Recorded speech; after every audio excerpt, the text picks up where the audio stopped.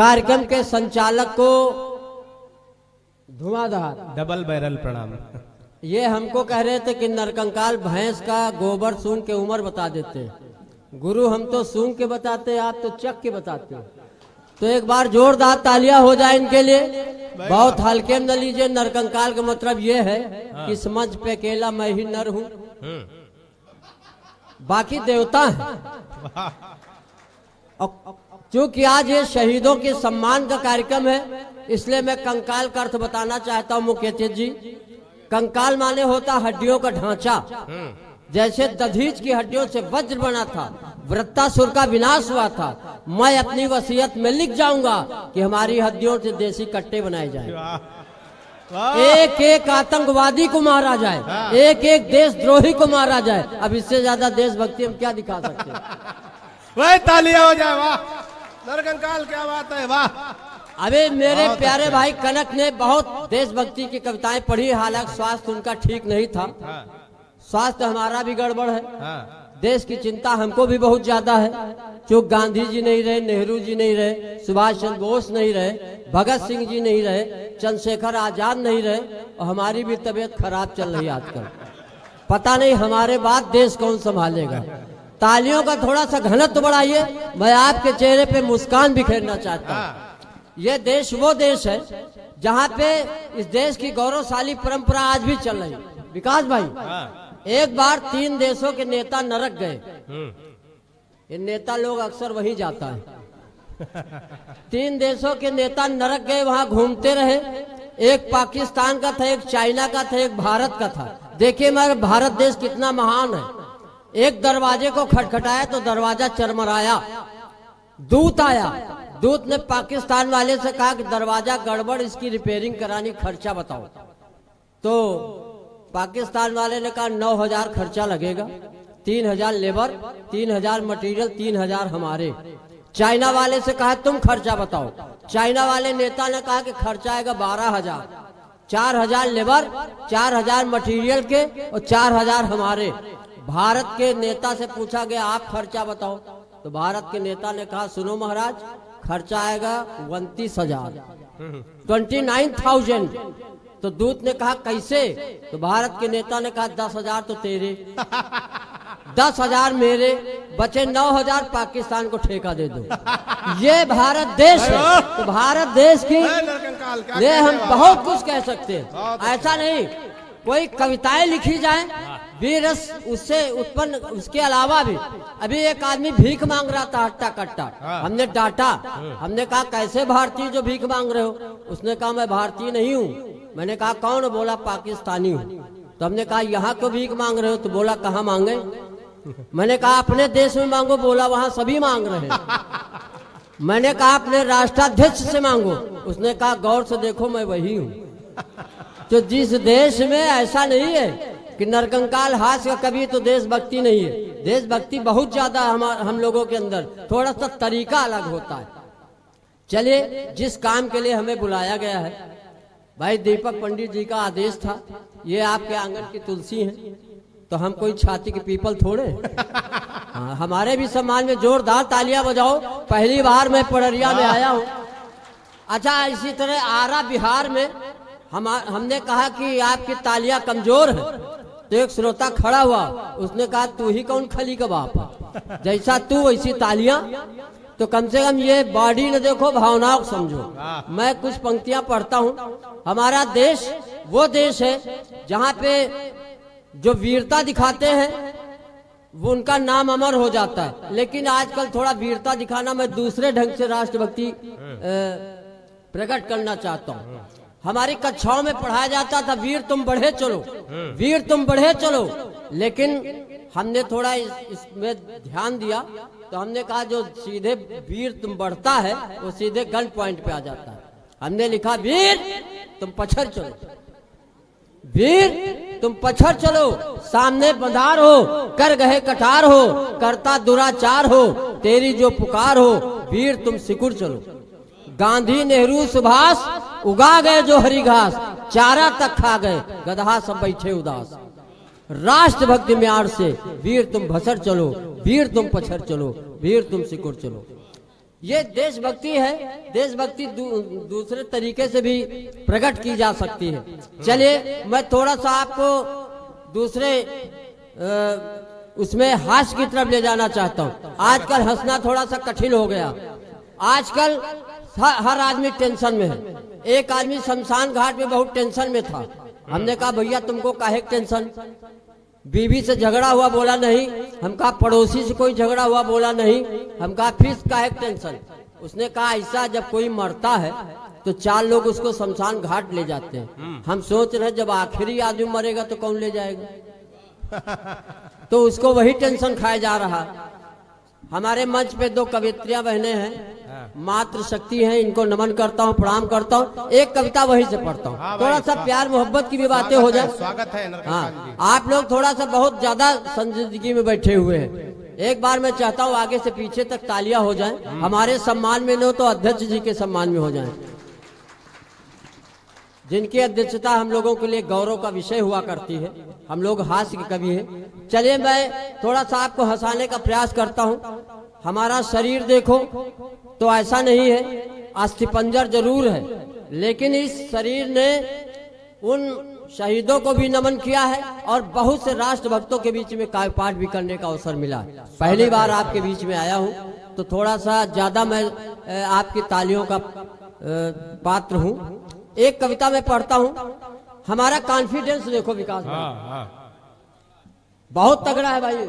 नवल भाई, मैं तुम्हारी तरफ प्यार के गीत तो नहीं लिख सकता हूँ, लेकिन प्यार तो कर ही सकता हूँ। तुम पहले प्यार के गीत लिखते थे, इस तरह हुए हो। ऐसा नहीं है। मेरी प्रेमिका गोबर फेंकने के बहाने आती थी। अब जैसे हम वैसी प्रेमिका होगी। मेरी प्रेमिका गोबर फेंकने के बहाने आती थी, घंटों हंसती थी, मुस्कुराती थी, जीने मरने की कसमें खाती थी। मोहब्बत के दुश्मन चंडालों ने भैंसी बेच दिया उसके घर वालों।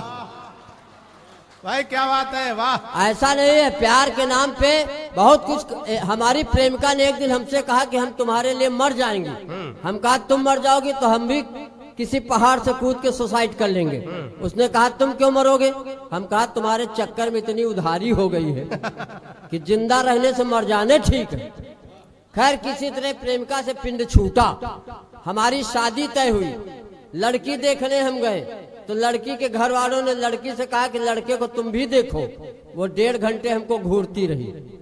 अंत में उसने कहा हमको नहीं दिखाओ, इनको किसी अच्छे डॉक्टर को दिखाओ। डॉक्टर को हम गए, डॉक्टर को दिखाया हमने कहा भैया थोड़ा सा हमारा फिटनेस करो। डॉक्टर ने 3 महीने हमारा इलाज किया। 3 महीने इलाज करने के बाद हमने एक दिन डॉक्टर साहब से पूछा। हमने कहा डॉक्टर साहब ये बताओ, आपने सीटी स्कैन किया, एक्सरे किया, ब्लड की जांच किया, हमको बीमारी क्या है? कहें तुम्हारी बीमारी तो पोस्टमार्टम के बाद बताएंगे। तो एक कविता में पढ़ता हूँ नारी सशक्तिकरण के नाम पे। भाई, और जिन बिंदुओं को हमारे कनक भाई ने छुआ है उनसे संबंधित एक कविता मैं और पढ़ूंगा। पसंद आए तो ठीक, नहीं 10-12 और सुनाऊंगा। स्वागत है। हाँ, लेकिन थोड़ा सा आप लोग ऐसा लगना चाहिए कि आप लोग शहीद आजम के सम्मान में बैठे हुए हैं और हास्य वालों के लिए कोई विशेष काम नहीं था इस मंच पे, लेकिन आपका प्यार है जो आपने हास्य कविताएं सुनने के लिए बुलाया। स्वागत है, वाह। एक मैं पढ़ रहा हूँ रंजना जी। एक दिन हमारी पत्नी गिलास में दूध लेके आई। उन्होंने कहा दूध पी लो। हमने कहा 20 साल शादी को हो गए, कभी एक गिलास पानी नहीं दिया, आज दूध क्यों लाई? बोली पी लो आज नाग पंचमी। तो हमने कहा ऐसा है, हमको तुमको किस ढंग से नाग दिख रहे हैं? हम तो केचुआ हैं। एक दिन मैं सपत्नीक बाइक से जा रहा था, जिंदगी एक सफर है गाना गा रहा था कि सामने से गधा आया। गधा आया तो पत्नी ने कहा देखो तुम्हारे रिश्तेदार खड़े।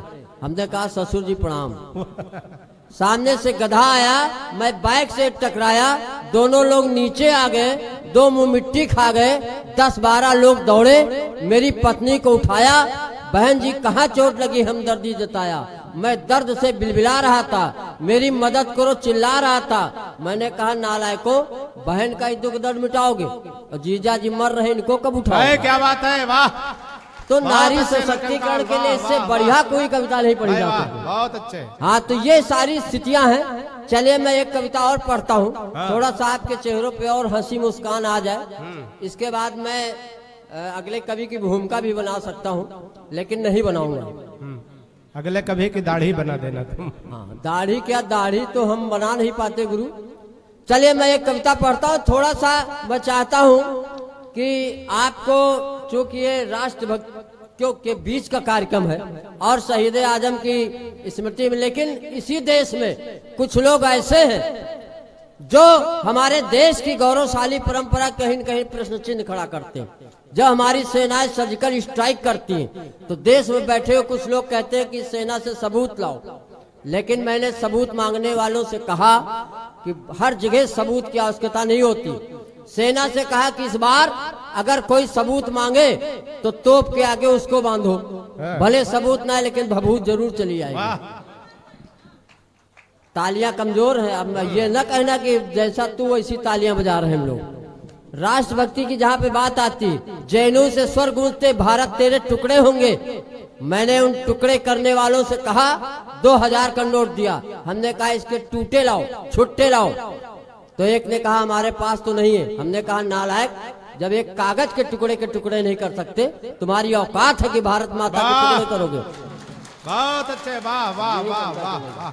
हाँ। एक कविता में पढ़ता हूँ, जैनों से जो राष्ट्र विरोधी स्वर गूंजते हैं उनके खिलाफ पढ़ता हूँ। एक दिन मेरा लड़का आया, आते ही चिल्लाया, पापा मैं भी जेएनयू जाऊंगा, वहां एडमिशन कराऊंगा, मुझे भी करने सपने साकार, मैं भी बनना चाहता हूं कन्हैया कुमार। मैंने कहा खबरदार, जेएनयू जाएगा तो जयचंद बनकर आएगा, इसलिए अल्फ्रेड पार्क जा, वहां की मिट्टी को माथे पे लगा, इस राष्ट्र विरोधी ताकतों को रोक दे और जिस घर से अफजल निकले आजाद बनकर ठोक दे।